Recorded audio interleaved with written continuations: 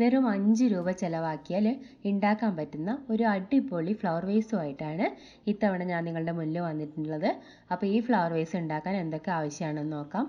Colour paper, കത്രിക, പശ, pen, പിന്നെ കുറച്ച് മുത്തുകൾ. അപ്പോൾ ആദ്യം തന്നെ ഇതുപോലെ കട്ട് ചെയ്ത ഒരു പേപ്പർ പീസ് എടുക്കണം. എന്നിട്ട് കമ്പിയോ അല്ലെങ്കിൽ ഈർക്കിലോ വെച്ചിട്ട് നമുക്ക് ഇതേപോലെ ഇത് ചുരുട്ടിയെടുക്കാം.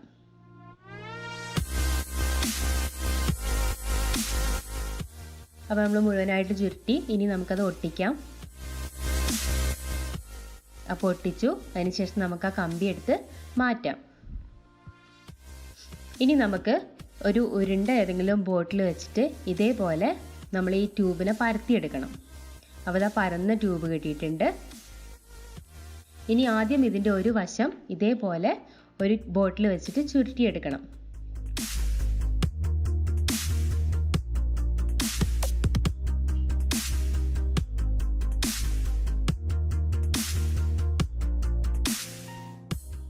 അപ്പോൾ നമ്മൾ ചുരുട്ടിയെടുത്തിട്ടുണ്ട്.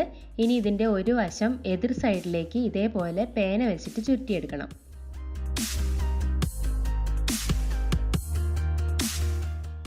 അപ്പോൾ നമുക്ക് ഏകദേശം എസ് ഒക്കെ പോലെ തോന്നുന്ന ഒരു പേപ്പർ ട്യൂബ് കിട്ടിയിട്ടുണ്ട്. അപ്പോൾ അതേപോലെ ധാരാളം ട്യൂബുകൾ ഞാൻ ആദ്യം ഉണ്ടാക്കി വെച്ചിട്ടുണ്ട്. അപ്പോൾ നിങ്ങൾക്കിത് ഇഷ്ടമുള്ള കളറിൽ ചെയ്യാം കേട്ടോ. ഇനി അടുത്തതായിട്ട് നമുക്ക് ഇതേപോലെ പേപ്പർ വെച്ചിട്ട് ഒരു പേപ്പർ റോൾ ഉണ്ടാക്കാം. അപ്പോൾ ഇതേപോലെ രണ്ടാക്കി മടക്കണം.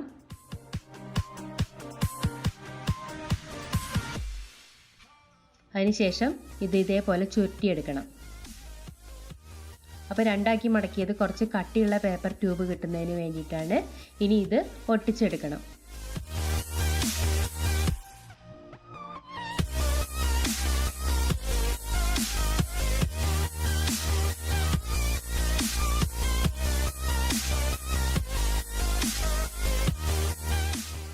അപ്പോൾ ഒട്ടിച്ചപ്പോൾ ഇതേപോലെയുള്ളൊരു പേപ്പർ ട്യൂബ് കിട്ടി.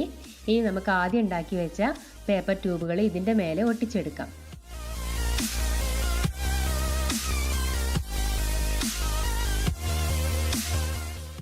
അപ്പോൾ നമ്മൾ ചെറുതായിട്ട് ചുരുട്ടിയ വശം മേൽവശത്ത് ഒട്ടിക്കുക. അതേപോലെ വലിയതായിട്ട് കിടക്കുന്ന വശം അടിവശത്തും ഒട്ടിക്കുക.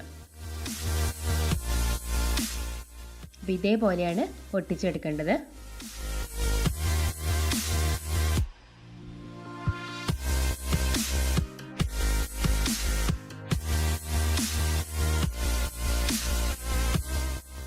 അപ്പോൾ അടുത്ത ട്യൂബും ഇതേപോലെ നമ്മൾ ഒട്ടിച്ചെടുക്കണം.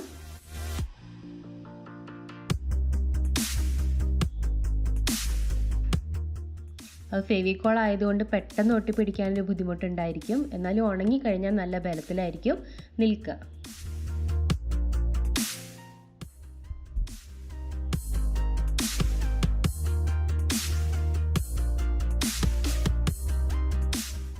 അപ്പോൾ ഇതേപോലെ മേൽവശം അടുപ്പിച്ച് നമ്മൾ ഒട്ടിക്കണം, അടിവശം അടുപ്പിച്ച് ഒട്ടിക്കണം. പക്ഷേ ഇതിൻ്റെ ഇടയിൽ നമുക്ക് കുറച്ച് ഗ്യാപ്പ് ഫീൽ ചെയ്യണം.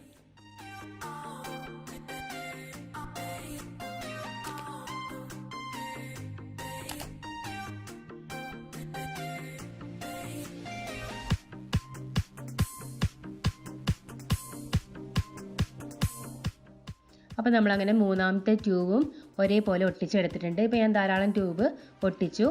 അപ്പോൾ നിങ്ങൾക്ക് എങ്ങനെയാണ് അത് ഒട്ടിക്കുന്നതെന്ന് മനസ്സിലായി കാണും. എന്നാലും ഞാൻ കുറച്ചുകൂടെ ട്യൂബ് ഇതുപോലെ ഒട്ടിച്ച് കാണിക്കാം.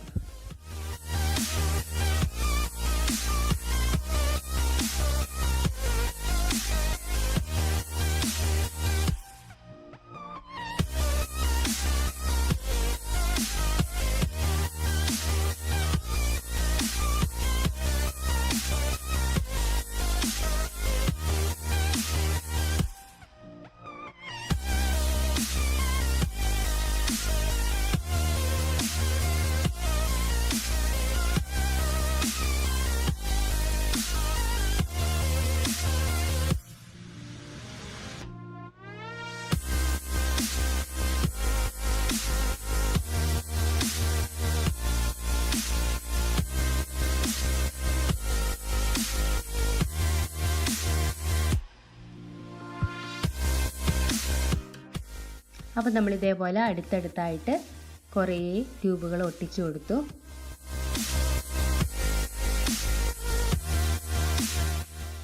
അപ്പം നമ്മളിത് കംപ്ലീറ്റ് ചെയ്തിട്ടുണ്ട്. ഇപ്പം നല്ല ഭംഗിയുള്ള ഒരു ഫ്ലവർ വേസ് നമുക്ക് കിട്ടി. ഇനി നമുക്കിതിൻ്റെ ചുറ്റും മുത്തുകളും അതേപോലെ അടിവശത്ത് വേറെ ഒരു പീസും ഒക്കെ ഒട്ടിച്ച് കൊടുക്കാം. അപ്പോൾ അവസാനത്തെ ട്യൂബും നമ്മൾ ഒട്ടിച്ചു.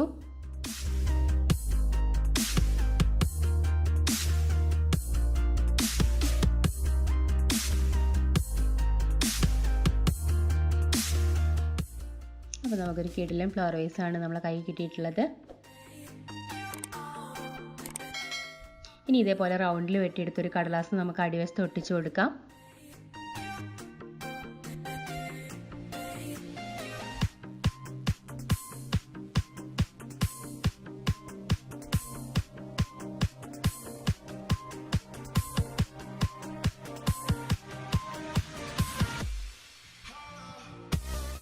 അപ്പോൾ അടിവശം നന്നായിട്ട് ഇരിക്കുന്നതിന് ഈ ട്യൂബും ഇതിൻ്റെ അടിയിൽ ഒട്ടിച്ച പേപ്പറൊക്കെ സഹായിക്കും. ഇനി നമുക്ക് ഇതിൻ്റെ വക്ക് ഒരേ വലിപ്പത്തിൽ കട്ട് ചെയ്ത് കൊടുക്കാം.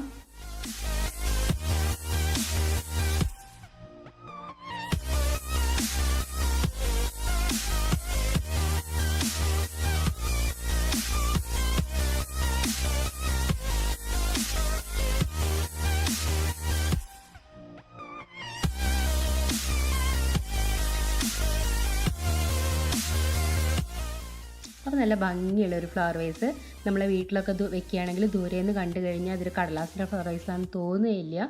വല്ല പ്ലാസ്റ്റിക്കിൻ്റെയോ അങ്ങനെ നല്ല ഭംഗിയുള്ള ഒരു ഫ്ലവർ വേസായിട്ട് ഫീൽ ചെയ്യുള്ളൂ. ഇനി നമുക്കതിൽ മുത്തൊട്ടിച്ചു കൊടുക്കാം. അപ്പോൾ ഓരോ ട്യൂബിൻ്റെ അറ്റത്ത് നമ്മൾ വെള്ള കളറുള്ള ഹാഫ് പേളാണ് ഒട്ടിച്ചു കൊടുക്കുന്നത്. അപ്പം ഞാൻ ആദ്യം 5 രൂപയുടെ ഫ്ലവർ വേസ് എന്ന് പറഞ്ഞപ്പോൾ നിങ്ങൾ വെറും തള്ളാണെന്ന് വിചാരിച്ചിട്ടുണ്ടായിരിക്കും. പക്ഷേ ഇത് സത്യമായിട്ടുള്ള കാര്യമാണ്. കാരണം ഒരു പേപ്പറിന് 2 രൂപ, പിന്നെ വേറൊരു കളർ പേപ്പറിന് 2 രൂപ, പിന്നെ കുറച്ച് ബീഡുകൾ, അത് നമുക്ക് പഴയ മാലയുടെ മുത്തോ എന്തെങ്കിലും എടുത്താൽ മതി, പിന്നെ കുറച്ച് 1-2 ഡ്രോപ്പ് പശ, അത്രയും ഞാനിതിന് ഉപയോഗിച്ചിട്ടുള്ളൂ. തീർച്ചയായിട്ടും ഇതിന് 5 രൂപ മാത്രമേ ആയിട്ടുണ്ടാവുള്ളൂ. അപ്പോൾ ഇത് നിങ്ങൾക്ക് എല്ലാവർക്കും വളരെ ഇഷ്ടപ്പെടാൻ സാധ്യതയുള്ള ഒരു ക്രാഫ്റ്റ് ആണെന്നാണ് എൻ്റെ വിശ്വാസം.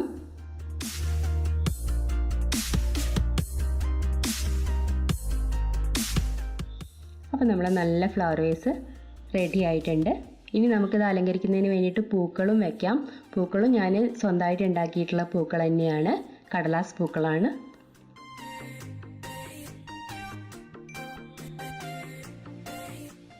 അപ്പോൾ നിങ്ങൾക്ക് എല്ലാവർക്കും ഈ ക്രാഫ്റ്റ് വളരെയധികം ഇഷ്ടമായി എന്ന് കരുതുന്നു.